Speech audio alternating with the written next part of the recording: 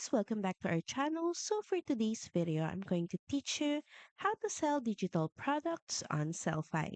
So first head over to sellfy.com and of course make sure that you're logged into your account. And here in your homepage, you should see the add new product button. All you have to do is click on it. And here you have three categories or options for the digital product you would like to sell.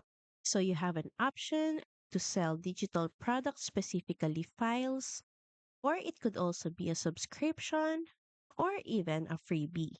Start by choosing a category. Then here, just add in details about your product. Add in images or product preview. You can add inclusions and how the subscription or the digital product looks like.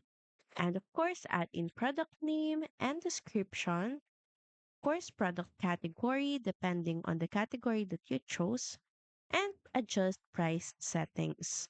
So if the digital product is a subscription, of course, you're going to add an amount and the frequency of the payment.